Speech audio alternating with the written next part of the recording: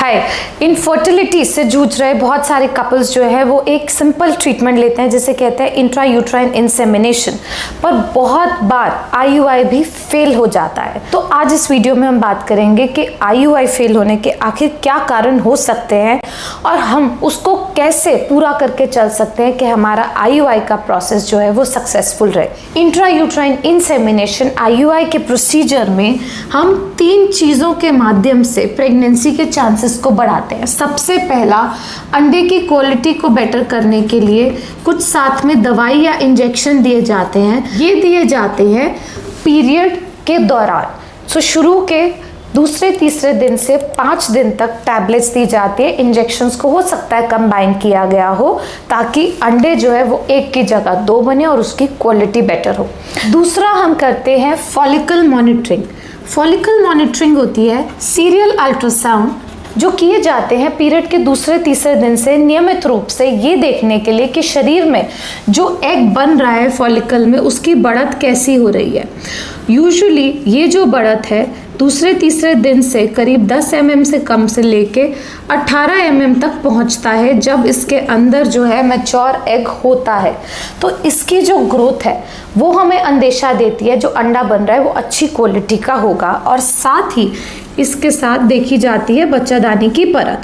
तो ये परत अगर हमारी 7 mm से ज़्यादा है, फॉलिकल हमारा 18 mm के करीब है, तो ये आइडियल टाइम है जिस टाइम पे एग रिलीज होने वाला है। फॉलिकल मॉनिटरिंग से हम टाइमिंग को इम्प्रूव करते हैं और वो 12 घंटे जिसमें अंडा फर्टिलाइजेबल है वो ढूंढने की कोशिश करते हैं।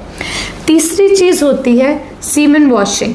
जिस दिन अंडा रिलीज होता है, रिलीज होने के 12 घंटे के अंदर ही हम हस्बैंड को, पार्टनर को, या अगर डोनर सीमेन यूज हो रहा है तो उसे लेते हैं बैंक से, वॉश करते हैं, सीधा हम बच्चादानी के अंदर यहाँ प्लेस करते हैं।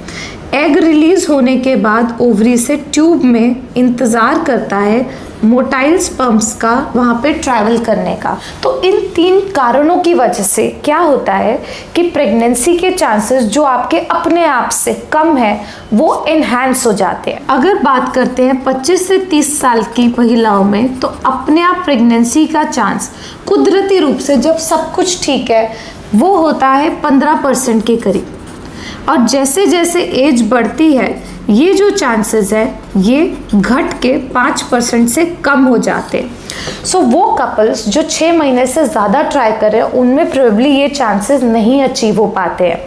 आईयूआई की टेक्निक से जिसमें हमने इन तीनों चीज़ों को देखा, डिस्टेंस भी हमने छोटा कर दिया स्पर्म के ट्रैवलिंग का, तो प्रेगनेंसी के चांसेस मैक्सिमम अराउंड 20% तक एनहांस हो सकते हैं। इतना सब कुछ करने के बाद भी आप समझिए प्रेगनेंसी के चांसेस 5 में से 1 कपल को ही सक्सेसफुल आउटकम दे सकते हैं पहली बार में।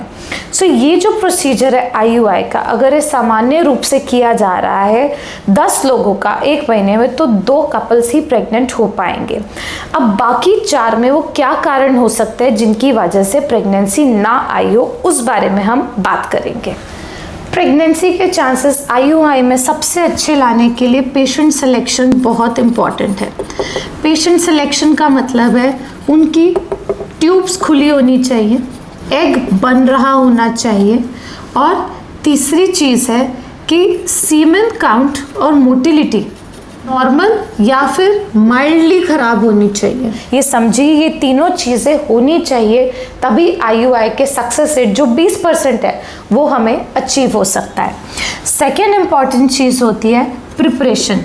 पुराने टाइम में ऐसा होता था कि सीमेन सैंपल को बिना प्रिपेयर किए ही वजाइना में डाल देते थे, पर अगर हम एक्चुअली आईयूआई के सक्सेस रेट अचीव करना चाहते हैं तो एक एक्रेडिटेड सेंटर पे, एक्रेडिटेड का मतलब है कानून के हिसाब से, एआरटी लॉ के हिसाब से एक लेवल 1 सर्टिफाइड या लेवल 2 क्लिनिक ही आईयूआई कर सकते हैं, जिसका मतलब सीमेन सैंपल जहां कलेक्ट होगा वहीं पे प्रिपेयर होगा और वहीं पे इंसेमिनेशन किया जाएगा।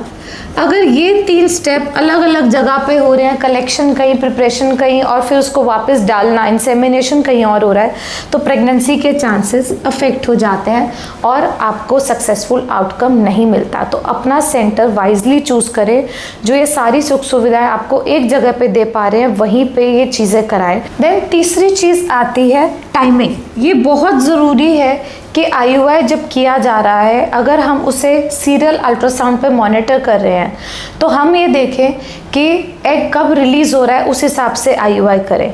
नहीं तो रिलीज़ होने से जस्ट पहले करें, बट एटलीस्ट कंफर्म करें अल्ट्रासाउंड पे कि एग रप्चर हो गया है।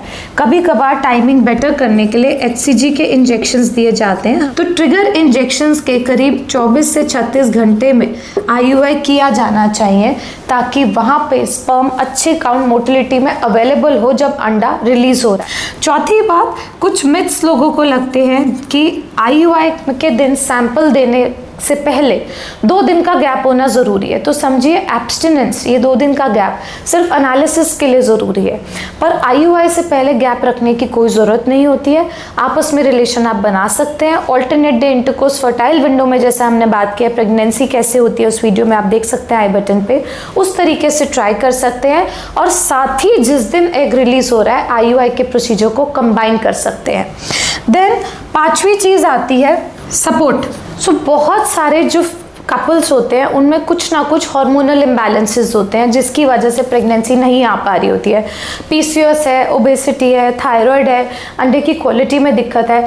तो ये मानिए कि जब हमने अंडा अच्छी टैबलेट या इंजेक्शन से बनाया तो हमें साथ में बाद में भी प्रेगनेंसी आए रुके इसके लिए कुछ मेडिसिन देनी चाहिए, जिसमें मेनली होती है प्रोजेस्टेरॉन्स, जो खास तौर पे इंजेक्शन से अंडे बनाए गए उनमें दिया जाए तो प्रेगनेंसी के चांसेस बेहतर होते हैं। तो अगर IUI का प्रोसीजर आपका हुआ है उसके 1-2 दिन छोड़ के हम तो एडवाइस करते हैं करीब 12 से 14 दिन तक प्रोजेस्टेरॉन सपोर्ट दिया जाए, ताकि छोटी मोटी हार्मोनल दिक्कतें, लाइनिंग की रिसेप्टिविटी, ये सब चीज़ें बेटर हो पाए और प्रेगनेंसी के चांसेस आपके मैक्सिमम हो पाए।